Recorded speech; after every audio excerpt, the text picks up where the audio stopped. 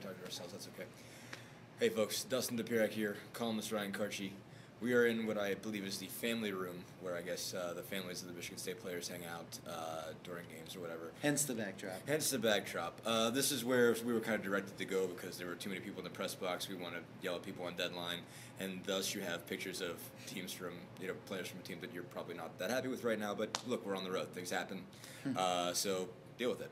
Anyway, Indiana goes down 80-65 tonight in a game that really kind of sort of felt generally like an initiation. It's sort of odd that there was only really two guys that were playing in the first Big Ten game that actually got on the court, Cody Zeller and Remy Abel, but it still kind of felt that way for a team that's been coming back, been sort of resurgent. Everybody's kind of talking about them, and then it's sort of their wake-up call that the Big Ten is still what it is. It's still what they remember the last time that they were at this level. And I think that wake-up call was harsher for Cody Zeller more than anyone.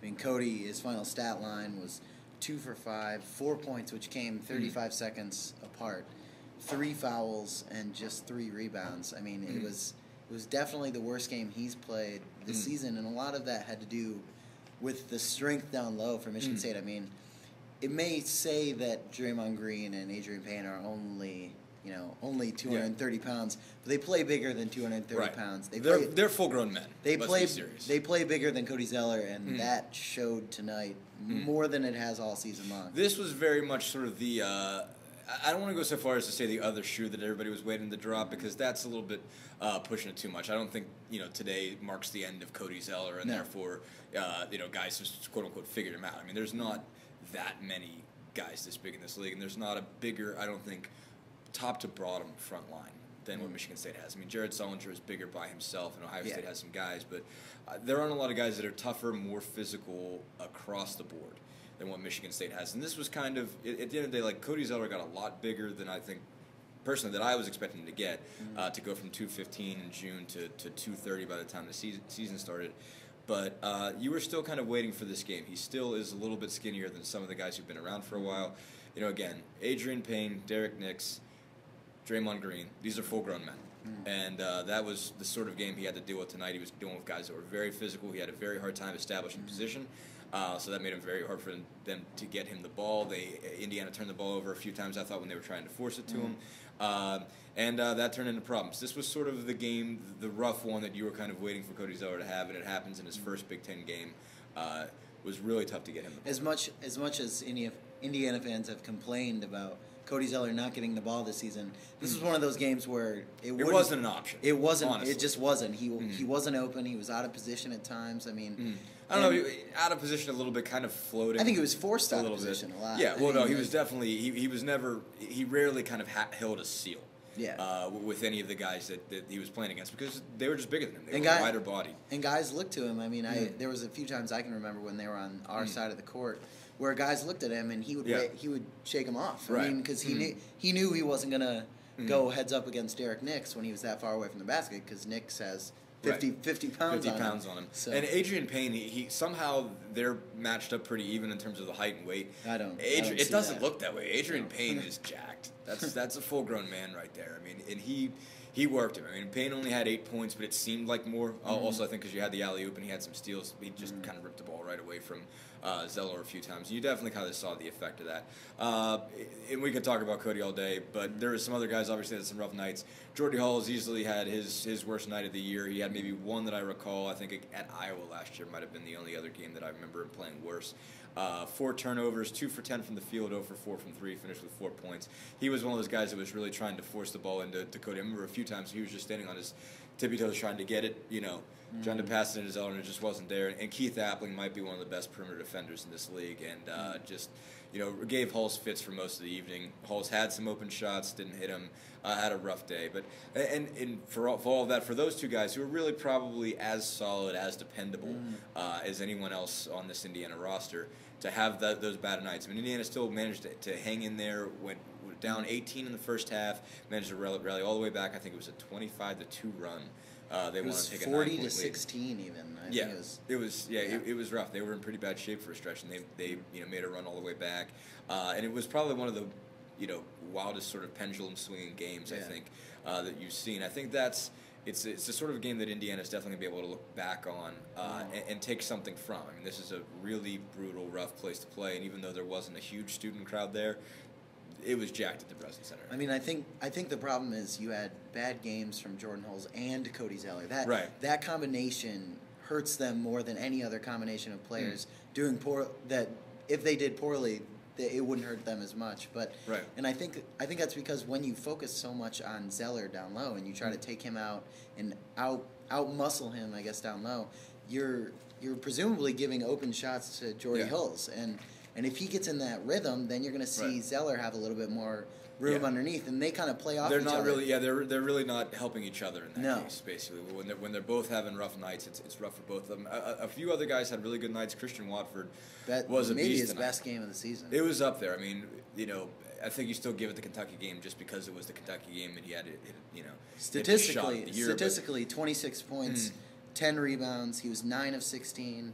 Yeah, 4 of 6 from 3-point range. He was an animal night, and Verdell Jones, I thought, had, even though statistically it might not have been his best, 11 points, 3 assists. I thought it was his best night of the year. I mean, in terms of just kind of the energy he was showing, despite the fact that he had a hip injury, and he was a game time decision. Basically, according to Tom Crean, Tom said he didn't know until today that Verdell was going to go, and he played with probably more energy, was more assertive. There was a stretch where I thought he was the most assertive player on the floor. The only thing I would criticize about Verdell, and he's done this before, is that he plays a lot within the rhythm of the game. I think when IU is really pushing the ball and kind of has that momentum, then tonight he shot the lights out. I mean, he was hitting all of his shots. He was pulling up. He was driving. The mid-range game was Verdell of old. You haven't really seen kind of his mid-range sort of feathery pull-up this year at all. But he had a few of those tonight, and that was sort of, for Verdell, I'm sure, refreshing. And he only had 2 turnovers, so he was, compared to Jordan Hulse, who had 4, he looked like the more effective point guard. Yeah. So I guess let's kind of sort of spin this in a different forward way. What does this?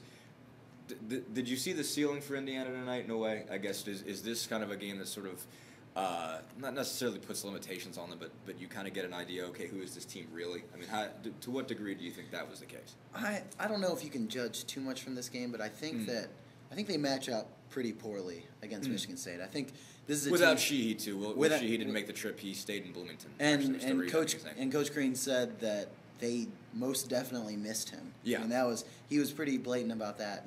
And I think they did. I think this is a team that they match up pretty poorly against. And I think it's kind of the same way with Ohio State. I mean, those are two teams. Quite. It's a little more different. It's a little not as many big guys. Yeah. Not as many big guys, but you have a more talented big guy, arguably. Right.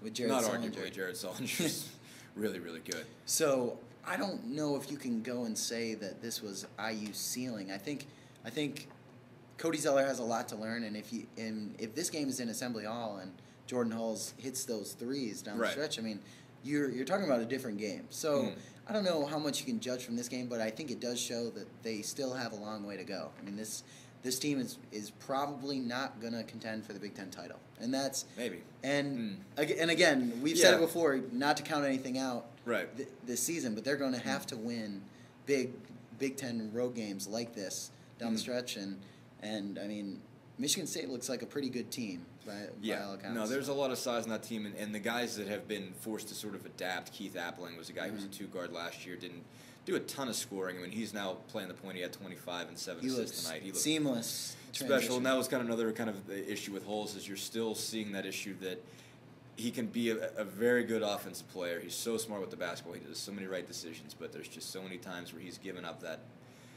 second step of foot speed or whatever, of quickness or whatever, and he can get broken down. It's still hard for him to defend a guy like Appling. And Keith Appling had 25 points tonight. I mean, that was probably his best game of the season, and a lot of that was due to just there were times where he just blew past Jordan Hulse. I mean, and similar even some to other guys, Teague. and they also got going on some transition. Got some steals and stuff like that. I think I'm having a hard time determining where this kind of puts Indiana. I guess what this actually means for them, and it's obviously a tough place to play. I guess really what it just does is, okay, they're not going to be perfect. They're not going to beat everybody. But there were, I think, encouraging signs, especially for the fact that they were down big in an arena where you can get run out of the place and still manage to keep composure, at least for the first stretch. And Christian Didn't do it for the Watford second. showed that he's capable of taking over a game. Again, yeah, no, like you have these moments from Watford where he sort of fades, but you're starting to see him maybe not necessarily peak at the right time, but he's sort of building on things right now, and I think that wasn't necessarily the case earlier in the year. There was cases, situations last year where that wasn't the case. If he's a player, that makes a lot of difference for this team. But I don't know. It's tough to know what to take from this one. I guess we'll find out New Year's. So, thanks everybody. Thanks.